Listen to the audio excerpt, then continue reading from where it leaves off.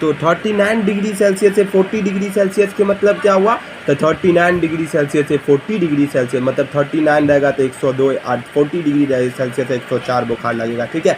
और उसके बाद कमज़ोरी नज़र आएगा आपके बॉडी के अंदर, बहुत ही ज़्यादा आप क्या हो जाएगा, कमज़ोर हो जाएगा, वीक हो जाएगा, और स्टोमच और पेट में दर्द देगा, कॉन्स्टिपेशन, पेट में ऐंठन होगा, सर में दर्द होगा, है ना, लूज ऑफ एपिटाइट, भूख नहीं लगेगी, भूख में कमी होगी, और some common symptom of this disease, यही कुछ सामान्य लक्षण है इस डिजीज़ की, ठीक है।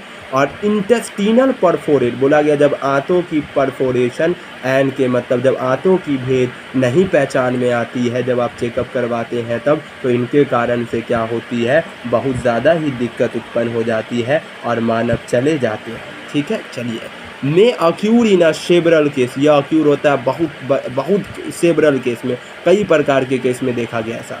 Typhoid fever could be confirmed, typhoid fever को कन्फार्मेड कर सकते हैं, मतलब पहचान सकते हैं भाई मेरी, है ना। बाय के मतलब किसके द्वारा, वाइडल टेस्ट।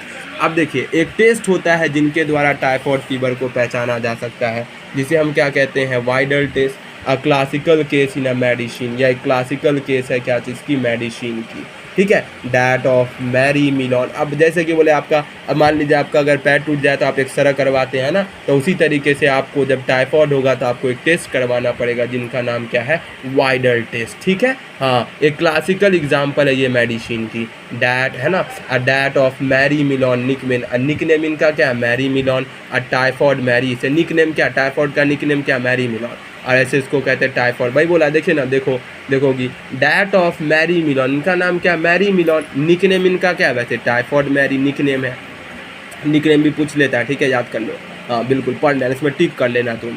तो इज़ वर्थ मेंशन, इसे वर्थ मेंशन किया गया यहाँ पर।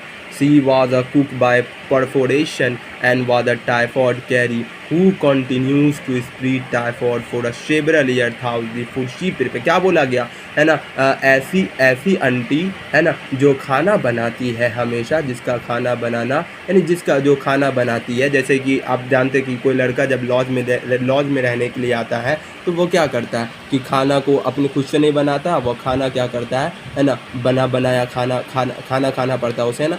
तो वो आंटी ही तो बनाती होगी, अंकल तो नहीं बनाते होंगे। तो ऐसी आंटी जो खाना बनाती है, तो वह क्या करती है कि कभी साफ़ सुथरा, देखिए साफ़ सुथरा तो वो हमेशा कोशिश करेगी कि आपको साफ खिलाए, मगर हो सकता है कि कुछ, है ना, कुछ गंदा हो जाए, कुछ कहीं पे दिक्कत हो जाए, परेशानी हो जाए, तब वह क्या कर लेती है कि टाइफॉइड को कैरी कर लेती है, हु कंटिन्यूज, और उनसे स्प्रेड हो जाता है ना। ऐसा नहीं कि उनसे ही स्प्रेड होता है, बहुत सारी वे होती है स्प्रेड होने की, लेकिन उनसे स्प्रेड हो जाती है typhoid for a several year, कई सालों तक, है ना। अथाउस द फूड प्रिपेयर, जिस फूड को वह प्रिपेयर करती है, बनाती है, ठीक है। हाँ, याद कर लीजिए।